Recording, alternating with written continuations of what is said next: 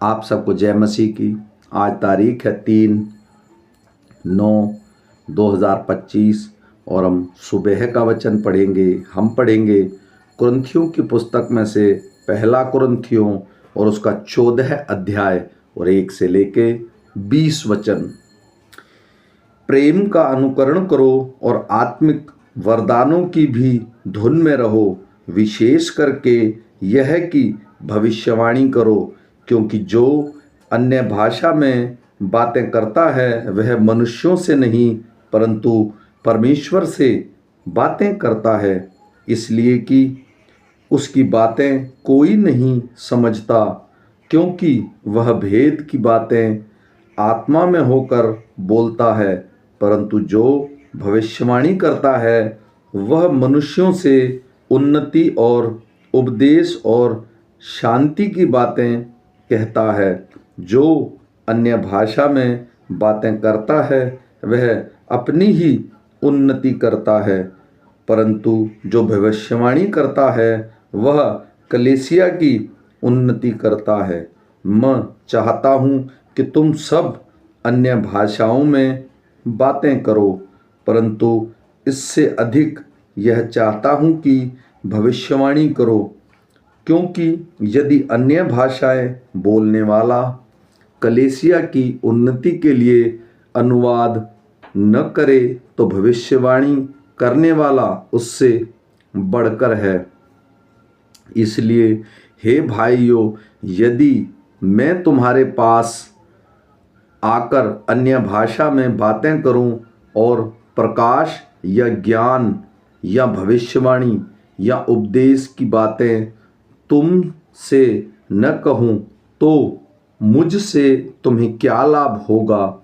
इसी प्रकार यदि निर्जीव वस्तुएं भी जिनमें ध्वनि निकलती है, जैसे बांसुरी या बीन आदि, उनके स्वरों में भेद ना हो तो जो फूंका या बजाया जाता है वह कैसे पहचाना जाएगा। और यदि तुर्री का शब्द साफ न हो तो कौन लड़ाई के लिए तैयार करेगा। ऐसा ही तुम भी यदि जीभ से साफ साफ बातें न कहो,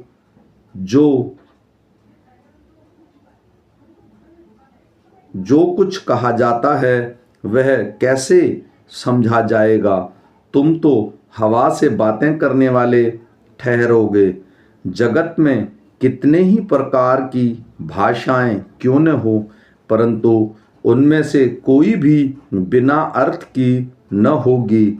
इसलिए यदि मैं किसी भाषा का अर्थ न समझूं तो बोलने वाले की दृष्टि में परदेशी ठहरूंगा और बोलने वाला मेरी दृष्टि में परदेशी ठहरेगा। इसलिए तुम भी यह आत्मिक वरदानों की धुन में हो तो ऐसा प्रयत्न करो कि तुम्हारे वरदानों की उन्नति से कलीसिया की उन्नति हो।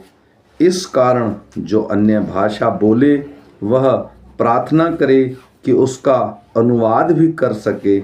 इसलिए यदि मैं अन्य भाषा में प्रार्थना करूं तो मेरी आत्मा प्रार्थना करती है, परंतु मेरी बुद्धि काम नहीं देती। अंत क्या करना चाहिए? मैं आत्मा से भी प्रार्थना करूंगा और बुद्धि से भी प्रार्थना करूंगा। मैं आत्मा से गाऊंगा और बुद्धि से भी गाऊंगा। नहीं तो यदि तू आत्मा ही से धन्यवाद करेगा तो फिर अज्ञानी तेरे धन्यवाद पर आमीन कैसे कहेंगे, क्योंकि वह तो नहीं जानता कि तू क्या कहता है। तू तो भली भांति धन्यवाद करता है, परंतु दूसरे की उन्नति नहीं होती।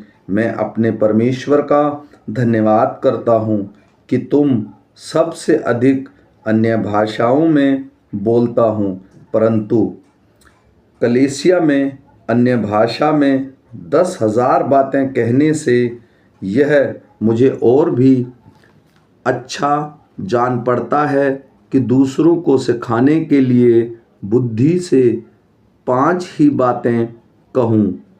हे भाइयों, तुम समझ में बालक न बनो, बुराई में तो बालक रहो, परंतु समझ में सियाने बनो। आमीन।